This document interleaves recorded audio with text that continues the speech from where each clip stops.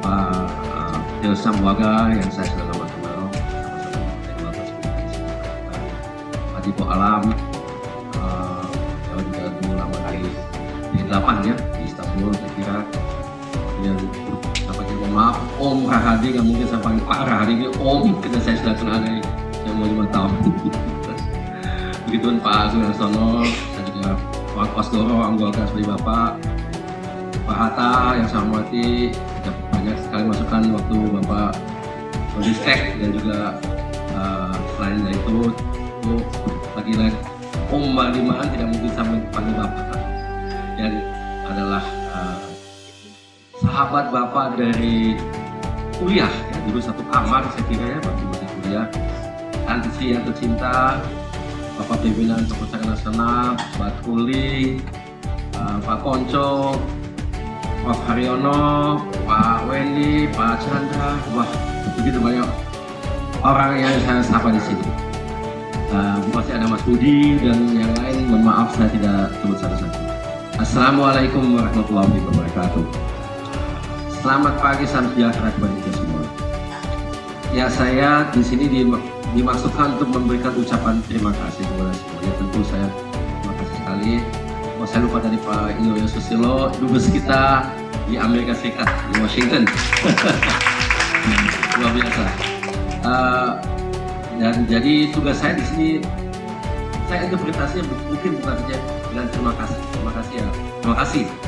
Saya kira terima kasih pada kontribusi Bapak Ibu semuanya, dan juga yang saya lihat kepada komitmen dan juga konsistensi untuk meneruskan apa yang telah dilakukan oleh ayah saya, oleh bapak saya, oleh bapak kita semua sebetulnya, untuk kita mencapai tujuan. Mungkin saya mulai dengan satu pada yang berbeda. Memang saya punya tugas sangat sulit karena saya pembicaraan terakhir. Jadi saya akan sangat berhati-hati untuk tidak terlalu mengulang kembali apa yang telah dinyatakan. Karena itu tidak merupakan hal yang benar. Nah, saya juga diri di sini mungkin memang ada beberapa hal yang saya representasi. Saya ini adalah anak biologis sekaligus, dan saya kira itu saya share dengan semua di sini, anak ideologis. Dan saya kira Bapak dari dahulu kala selalu menekankan ini. Ada anak biologis, ada anak ideologis. Bedanya apa?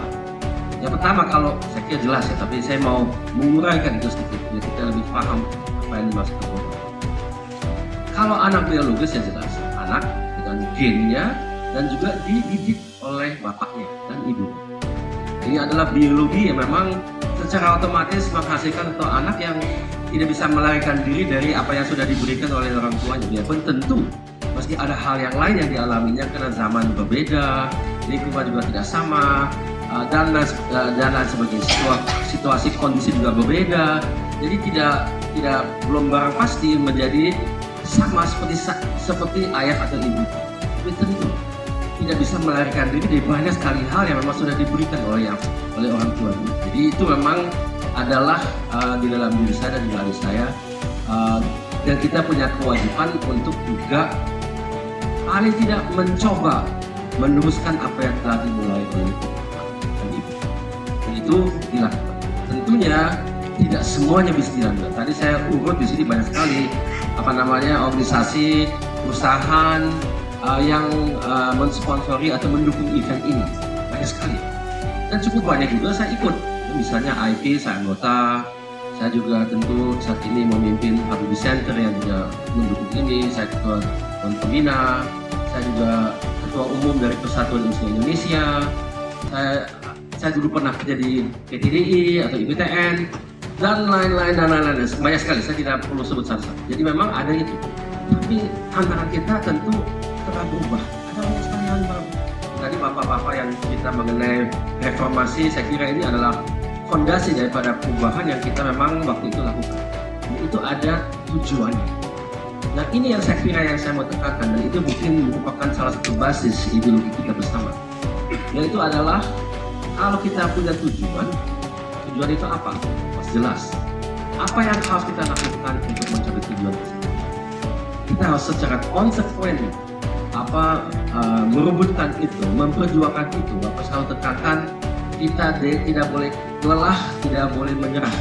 Dan ini adalah long march. Jadi bukan satu hal yang bisa dicapai oleh satu orang saja. Tapi ini harus ada estafet dari generasi-generasi untuk meneruskan apa yang telah dimulai oleh pendahulu kita agar supaya kita mencapai apa sebetulnya tujuannya. Dan langsung kita bisa menjawab kan, adalah Indonesia emas. Apapun sebutannya, tapi yang jelas Indonesia yang lebih maju. Di mana kemajuan itu tentu tidak bisa didefinisikan dengan lebih satu.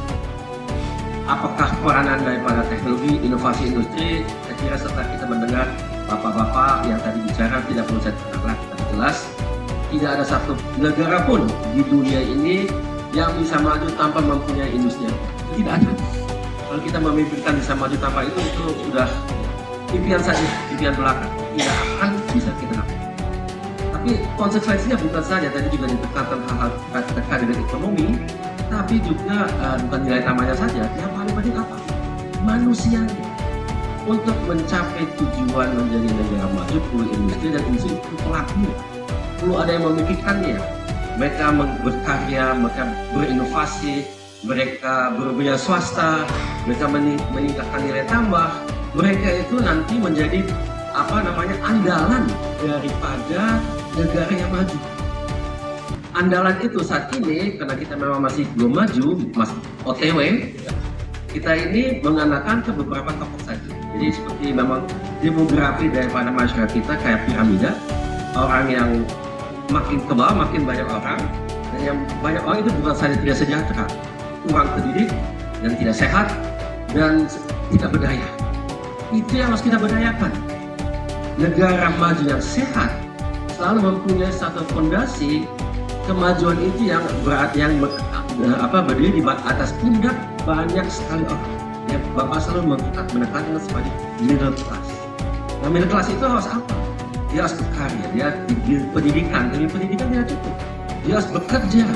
Bapak selalu tekankan bahwasannya tanpa ada pekerjaan, tanpa ada karya, kita tidak akan pernah. Tidak cukup kita menerapkan dan kita misalnya berdagang, kita memberikan jasa, tapi kita harus berkarya.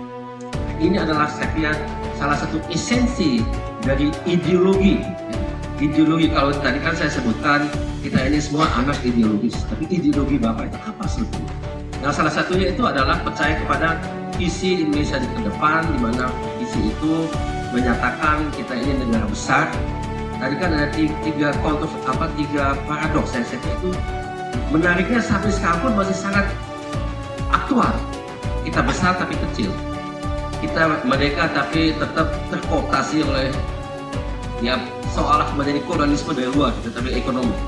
Kita besar banyak tapi kecil. Jadi banyak sekali hal yang sebetulnya masih kontroversial, tapi kalau kontroversial paradoks ya. Tapi kalau kita memikirkannya, ini adalah satu hal yang menurut saya cukup lazim buat negara yang memang masih dalam perjalanan. Inilah masalah tantangan yang kita hadapi sebagai middle income country. Karena di sini masih banyak warga kita yang miskin, yang harus kita angkat. Di lain pihak juga banyak, sudah lumayan banyak juga yang maju, tapi itu tidak sebanyak yang masih miskin dan masih tidak sedikit dan masih belum maju. Kita harus mampu membuat kebijakan yang memberikan masa depan untuk semuanya sekaligus. Di kompleks, negara kaya yang miskin tidak banyak, negara miskin yang kaya tidak banyak. Jadi dia bisa membuat satu kebijakan negara yang lebih fokus. Kalau kita lebih kompleks, maka itu tidak banyak negara bisa keluar dari yang kita sebut sebagai middle income trap atau perangkap negara berpendapatan menengah. Nah, ini adalah ideologi saya kira Bapak. Bagaimana caranya? Memang kita harus memberikan contoh. Contohnya adalah dalam hal ini Bapak sendiri. Contoh itu tadi kita sudah dengar dari Bapak-Bapak sekalian. Pada waktu puncak karya Bapak sebagai presiden, Bapak tetap secara konsekuen melihat dirinya tidak di atas tujuan. Tujuannya apa? Kita maju. Maju berarti kita harus memberikan contoh. Kita sebagai pimpinan itu mesti seperti apa kalau kita mau maju? Nah, pimpinan memang harus kasih kejelasan, harus integritas tinggi, harus jujur. Di lain pihak juga harus tahu diri. Dimana kalau memang waktunya sudah tidak lagi memimpin bangsa itu, dan waktu itu saya kira selain daripada tidak diterima, tidak pertanggungjawaban di DPR, di MPR ya, bukan DPR, MPR. Bapak juga menyadari bahwasanya zamannya untuk Bapak meneruskan ini, karena di Indonesia ini waktu itu masih begitu banyak orang yang curiga terhadap Bapak. Bapak sebagai anak emasnya Pak Harto, Bapak sebagai lambangnya Orde Baru, Bapak sebagai orang yang dicurigai punya melakukan banyak hal yang sebetulnya kurang bermanfaat buat Indonesia waktu itu. Sekarang 25 tahun kemudian banyakkan orang kita udah sadar bahwasanya ini adalah cara yang benar, tapi itu perlu waktu.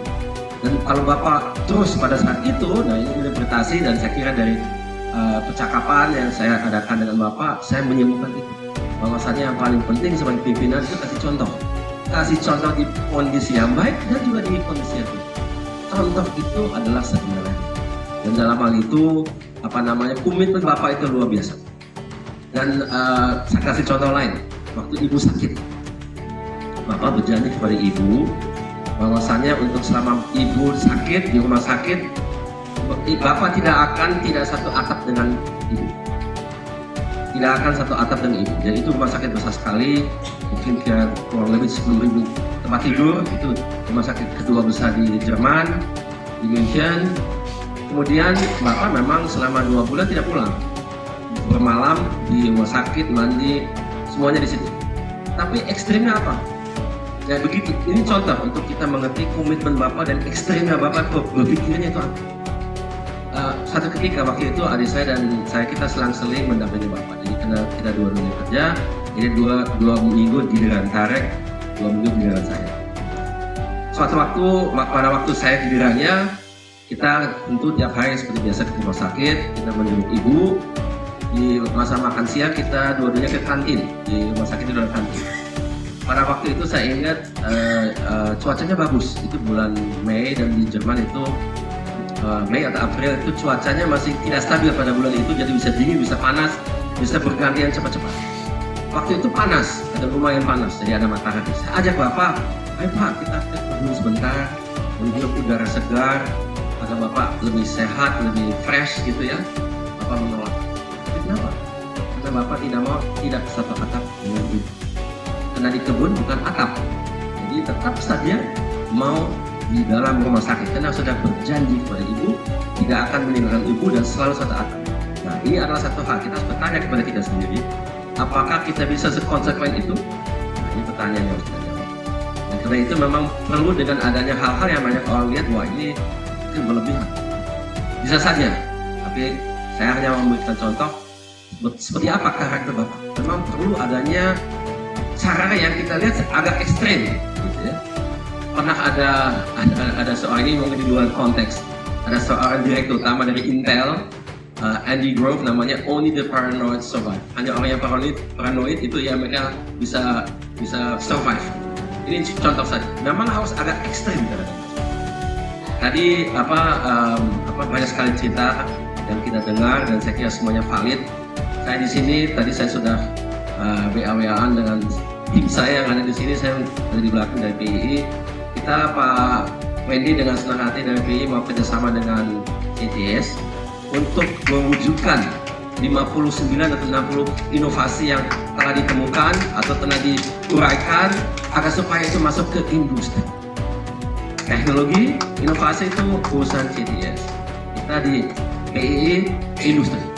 Karena industri adalah seperti saya katakan, ini adalah andalan semua negara yang maju, dan tanpa ada industri tentu kita tidak akan kemana-mana. Dan saya tidak masuk terlalu banyak ke dalam detail ekonomi, tapi kita juga sama-sama tahu bahwasanya Presiden Prabowo telah mencanangkan kita harus 8% pertumbuhan per tahun. Kalau menurut saya mustahil lah itu kalau kita tidak punya industri yang kontribusinya lebih besar daripada ini. Saat ini di bawah 20%, mestinya lebih dari 25%. Tapi ini hanya sebagai catatan. Baiklah, saya kira karena waktunya sudah mendesak, saya sudah dilihatin oleh moderator. Jadi mungkin akhir kata dari saya, sewaktu Bapak wafat, saya banyak sekali kehilangan Bapak, tentunya kehilangan role model, dan buat saya pribadi ini mungkin jarang dikatakan oleh seorang anak, sahabat. Bapak itu buat saya sahabat. Jadi kita kalau dalam diskusi, dalam hubungan itu sangat, Bapak itu biarpun tentunya selalu primus inter pares. Bapak itu ayah saya, jadi saya sama apapun terjadi. Tapi dalam diskusi dan itu tidak pernah, kita selalu punya satu bersikap egalitarian gitu ya. Jadi kalau kita mencari solusi, semuanya harus dengar dan tidak ada ego dalam hal itu. Jadi tidak saya ini Bapak, oleh karena ini saya benar, bukan. Saya kira juga demikian waktu Bapak Presiden, Kepala BPPT, Kepala Menristek, kita cari kebenaran. Dan dalam hal itu bukan ego kita yang pas menang, tapi kebenaran itu. Saya kira itu saja dari saya. Terima kasih atas perhatian. Mohon maaf kalau kurang. Wabillahi taufiq. Wassalamualaikum warahmatullahi wabarakatuh. Waalaikumsalam warahmatullahi wabarakatuh. Terima kasih kepada Bapak Ilham Habibie. Kami mohon Bapak Ilham Habibie tetap berada di atas panggung untuk menerima kenang-kenangan yang akan diberikan oleh Bapak Dipo Alam. Pada Bapak Dipo Alam, dengan hormat kami persilakan.